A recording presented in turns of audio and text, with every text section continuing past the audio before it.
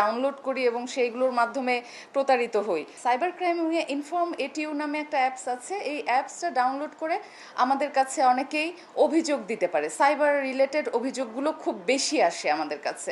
তো আমরা গত 2-3 মাসে 3-4টা অভিযোগ পেয়েছি এরকম, যে র্যাপিড ক্যাশ নামক একটা অ্যাপস থেকে আমাদেরকে এভাবে করে প্রতারিত করা হচ্ছে। তো তখন আমরা একজন কোম্পানির কোনো নাম নেই, কল সেন্টারের কোনো নাম নেই, জাস্ট একটা ফ্ল্যাট, সাধারণ একটা বাড়ির মতো, সেখানে এতগুলো চেয়ার টেবিল সেট করে আমরা টোটাল 10টা ল্যাপটপ সিজ করেছি, 6টা ডেস্কটপ সিজ করেছি। এগুলো নিয়ে তারা কাজ করছে, তাদেরকে দিয়ে কাজ করাচ্ছে। এর পেছনে আসলে চাইনিজরা, কারণ এই যে মহিউদ্দিন মাহি, সে চায়নায় লেখাপড়া করেছে, চাইনিজ ভাষায় তার ফ্লুয়েন্সি আছে এবং সেও বারবার বলছে যে তার বস হচ্ছে চাইনিজ।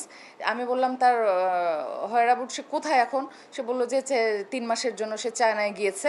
আমার মনে দিতে হয়, তারপর মিলবে 3 থেকে 10,000 টাকা ঋণ। এর পরের গল্পটা ভয়ঙ্কর। অ্যাপসটি ডাউনলোড করলেই ফোনের ফটো গ্যালারি সহ কন্ট্যাক্ট অ্যাক্সেস চলে আসে কোম্পানির সার্ভারে, আর এটি দিয়েই চলছে প্রতারণা। অ্যাপ্লিকেশন ফর্মটা পূরণ করলেই সাথে সাথে গ্রাহকের মুঠোফোনে থাকা সকল নাম্বার এবং যাবতীয় তথ্যগুলো তারা সফটওয়্যার প্রতারণার মাধ্যমে হ্যাকিং করে তাদের কম্পিউটারে নিয়ে নিচ্ছে। অভিযোগ আছে কল সেন্টারের পরিচালক রনি, মার্কেট মালিক স্থানীয় সংসদ সদস্যের নাম ভাঙিয়ে পার পেয়ে যান। অফিসের ভেতরের দৃশ্য ধারণ করতে গেলে মেলে এর সত্যতা। টাকার লোভে এটাতে তারা করে। এটা আসলে জনসচেতনতা দরকার, যে এরকম সহজ লোন, মানে সহজ লোন নিলে এটা থেকে পরে যে পরিত্রাণ পাওয়া যায় না, এটা তাদের বোঝা উচিত। এভাবে তারা সহজ লোন নেওয়ার আশায় ওখানে ঢোকার পর আর এটা থেকে বের হতে পারে না।